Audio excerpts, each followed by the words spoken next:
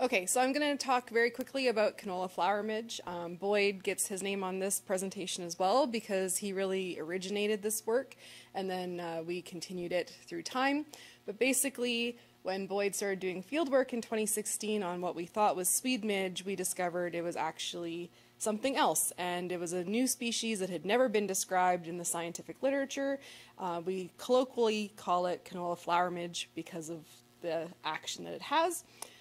So it is really a good news story for canola growers in Western Canada that Swede midge is not present, but I'm going to have some slides later on to just kind of compare and contrast what the two insects are doing. So Swede midge is something that we have been monitoring for on a regular basis. It's not present in Western Canada, which is great because it can be very, very bad for canola production as well as crucifer vegetable production, which we do have in Saskatchewan.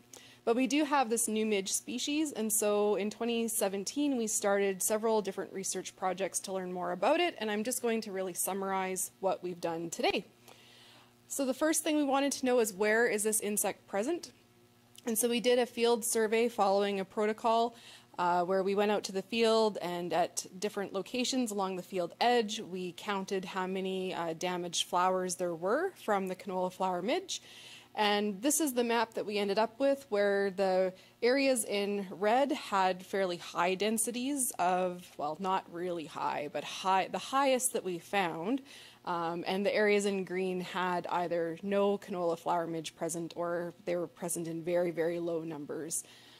So we know from this survey that we have canola flower midge spread across the prairies in the canola growing areas. They seem to be kind of tied different soil zones. And in addition to having this fairly wide distribution, we do have parasitism of canola flower midge happening on the prairies, which is pretty exciting. So it's something we just discovered, but it also has parasitoids already, which is cool. We really only looked for those parasitoids in Saskatchewan. They're the points on the map with the little triangles. That's where we found the parasitism. We don't really know yet what that species is. It's something that we're still looking into, but very exciting that we potentially have a biocontrol agent for this new species already. Oops. So after looking at the where we could find it, then we wanted to know, what is it doing during the growing season? When are the different life stages active? So we used a cage, an emergence cage study. We went out every week and looked at when the adults were flying and when we were also finding the different life stages on the plants. So these are very complicated little graphs, but the take-home message is that we do see eggs and larvae for a very long period of time out in the field, in the cages. And we do seem to see some different peaks of adult emergence, but low levels throughout the entire growing period.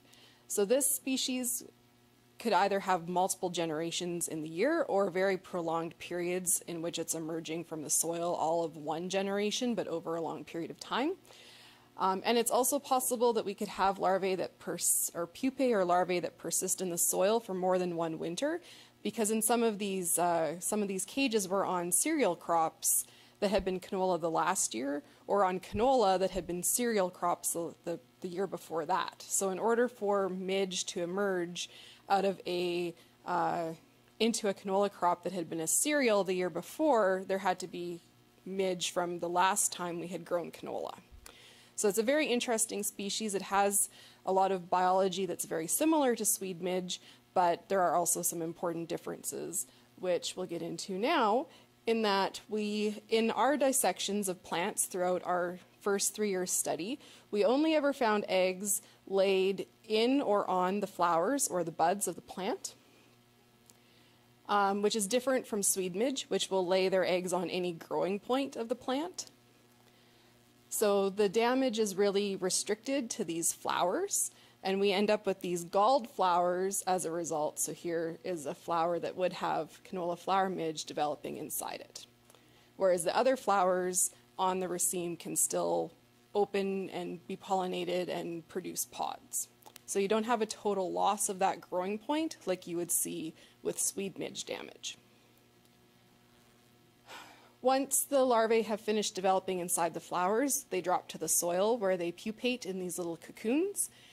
So again, similar to Swede midge, where they also would move to the soil for the pupation period. And so as my comparison, and I'm getting through these very, very quickly, so we'll have lots of time for questions, and maybe some questions for Boyd if you still have questions about alfalfa weevil. Just as a comparison between the two species, as a reminder, Swede midge, we still have not detected them on the prairies. We just got our Swede midge samples processed from 2022. So if you hosted a Swede midge pheromone trap for us in 2022, thank you very much.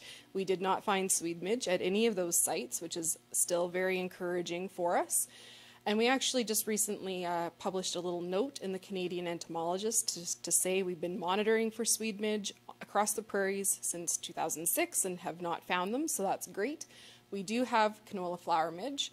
Of the two species, Swede midge is much more damaging to canola plants overall than canola flower midge are, but we have seen some fields with some pretty high levels of damage from canola flower midge, so I think if we had a large population, then we're in danger of seeing some potential yield loss in those situations. So I don't think we can sleep on canola flower midge. It's something that we need to be watching for, especially in that northeastern Saskatchewan area where we saw red on our distribution map. The Swede midge will lay eggs on all of the growing points. So you can end up with flower clusters here that have Swede midge larvae developing inside them, and really that point is not going to produce a viable raceme or harvestable yield, as compared to like the canola flower midge, where, like I said before, the damage is really restricted usually to just a few flowers on each raceme, if any. So there's a lot of harvestable yield still on that raceme, so the impact is probably a lot lower. We've had a really hard time trying to measure this though. We went out the one year and we flagged plants hoping that we would have plants that had no infestation and plants that had some infestation, but because the populations are quite patchy, we would end up at the end of the year with all of the plants having no infestation, so then we had nothing to really compare in terms of yield. So we're still trying to look into that, but overall, just based on how the two midge act on the plants, the impact does seem to be quite a bit lower for canola flower midge, especially in the current densities that we have it in most fields. But there are always exceptions, so be aware of that. Okay, sorry. So then this is just another picture of Swede midge damage to canola. These are plants that we have in our colony here in Saskatoon, where we're keeping a colony of Swede midge for research purposes. They're maintained inside. We do not let them out, so there should be no risk. But all of the little circles here in yellow are showing a growing point that has Swede midge larvae developing in it. And so you see here on this particular plant in the middle, all of these different stems could produce a little raceme, but they won't because they've got a Swede midge infestation in them, as well as that main growing point of the main raceme. So very different in terms of the biology and the interaction with the host plants. To throw a little bit of a wrench into what we know, though, we've also started to find some canola flower midge larvae inside developing pods. So we've had some reports of this in Alberta and in Saskatchewan over the last few summers. And it's something that we did not see, even in quite highly infested fields, in our first study from 2017 to 2019. And one thing that's changed is that our lygus populations really seem to have exploded. So we think that the only way that these pods could have larvae in them is that the canola flower midge are using damage from lygus to insert their eggs into the pods. So this is something that we need to look into in the lab. Boyd had a student who was trying to look into this, but we're also challenged by the fact that it's quite difficult to rear canola flower midge. So we think that these are a secondary infestation of the pods, not a primary infestation, and that, again, we need this damage from another species to cause that problem. So to quickly sum up, what do we know? We know that canola flower midge is quite widespread across the prairies, but at quite low population densities in most fields, and that there are parasitoids, but the rates of parasitism are quite variable, and we've really only investigated those in Saskatchewan. We likely have more than one generation per year of canola flower midge, but we are finding it present in the field for quite a long period of time. The damage is generally limited to the developing flowers, but we have seen some damage in some pods. The impact does seem to be rather low, but we need to have a better way to actually compare yield loss from infested to non-infested plants, and that's been a bit of a challenge for us.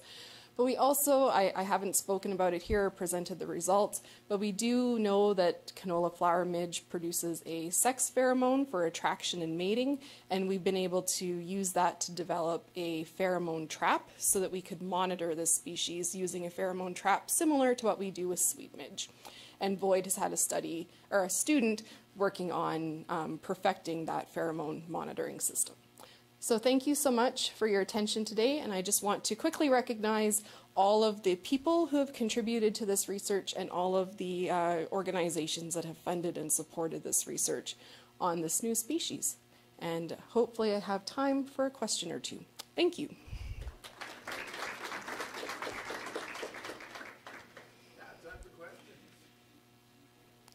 I get nervous to talk about this with Boyd in the room, but I think we did okay.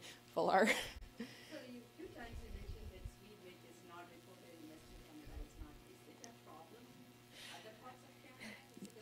Yes, sorry, I should have been more specific about that. So it is an invasive species to Canada, sweet midge, and it is a huge issue in eastern Canada. And so there were areas in Ontario where they had to stop growing canola because the damage was so serious and they couldn't control it with insecticides or other ways, and the populations were out of control. So it is a pest in eastern Canada, but so far not in western Canada. And we keep monitoring for it because it's been moving further and further west in the United States. So we're continuing to monitor for it here so that we know when it gets here. Great question.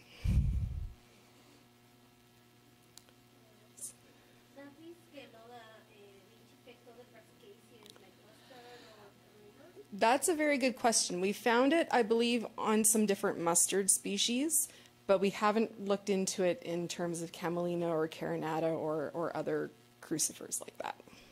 Yeah. So far, we've really limited our where we've been looking to canola or to mustard fields. Great. Awesome. Okay. Great. Thanks again. Thank you again, and thank you, Megan.